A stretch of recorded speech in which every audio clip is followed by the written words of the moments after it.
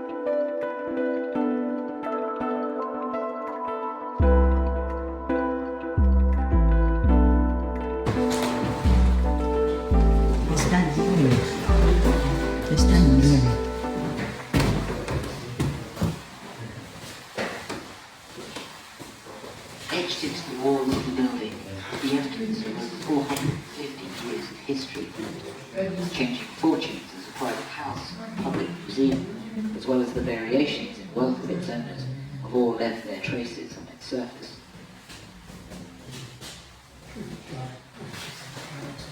If we strip back, we can see today the original core of this building. Step by step, the hidden history is revealed. The original house was a simple, symmetrical structure, utilising brick and stone from an earlier priory on the same site. Edmund Withypole took 3 years to complete it, the hall in 1548, the porch in 1549, and the east wing in 1550. He wanted to be known as a fashionable scholar, so he made sure elegant Latin inscriptions were included into the walls of the house.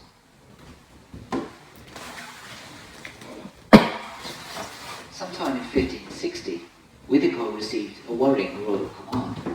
Queen Elizabeth was coming to visit. This meant turning ChristChurch Mansion into the capital of England for the time she stayed. Withypole's house was much smaller than the castles and the great mansions in which she usually stayed. So where did he put the Queen, her nobles, and all their servants? In a hurry, he added 2 new service blocks to the west wing and a new corridor linking the 2 wings at the first floor level. The windows looking down into the hall were originally in the outside walls at the front of the house. And he may have added the strange single-story extensions joining the 2 wings to enclose the front courtyard.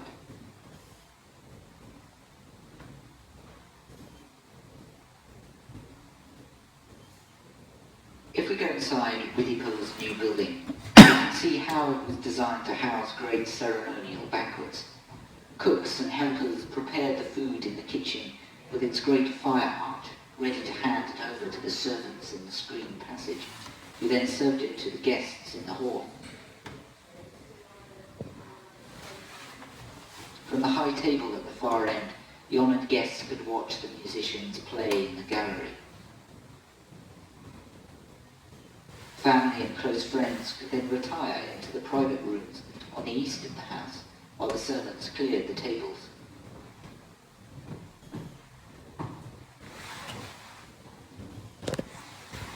From our display in the lower Tudor room, you can get an idea of how it all must have looked.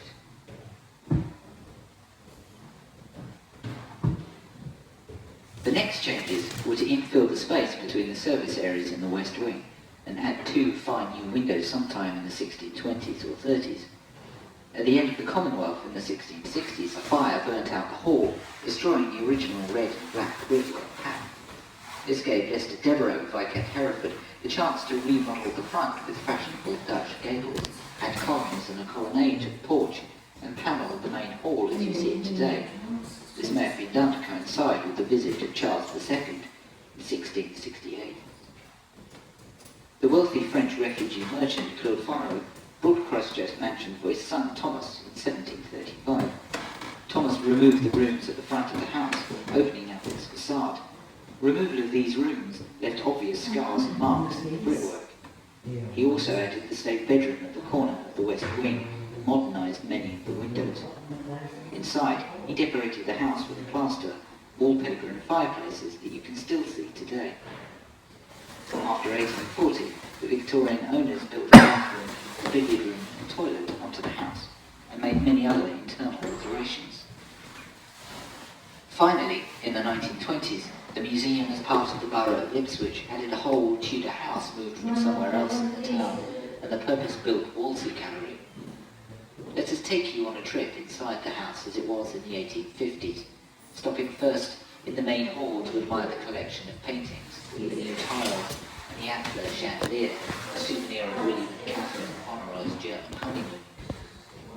We leave the hall to the bottom of the main staircase, almost as it is today, but with more family portraits and candlesticks on the newel posts going up to look through the open doors into the library, then decorated with a false Gothic window, before seeing the state bedroom. The outside of the house was covered with ivy, and the less formal park looked down to the side door at which the servants can be seen gossiping. An early photograph survives at the front with the statue of a gladiator brought back by Thomas Fonero from Italy. When the borough acquired the mansion through the gift of Felix Cobbold in 1895, they placed a huge statue of Queen Victoria in front of the house.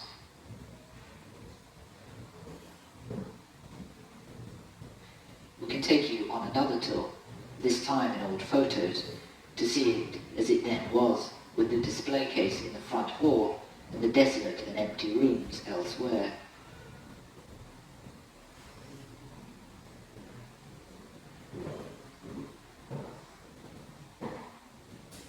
The mansion, at the present day, is here for you to discover and enjoy for yourself.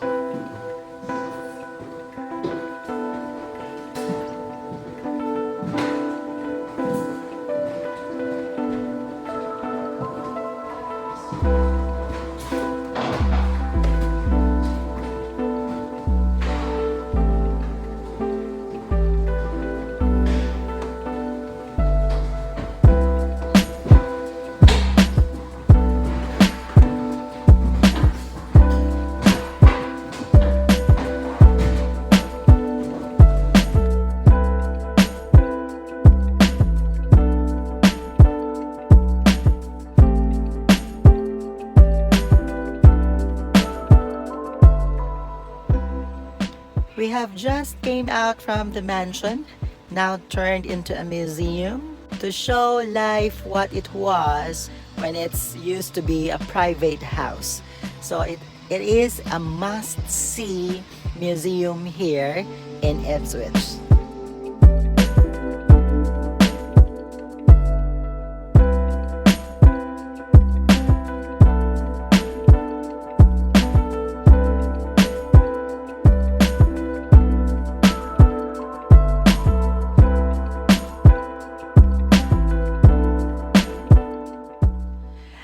So it has been another beautiful day for us, me and Michael, seeing this museum.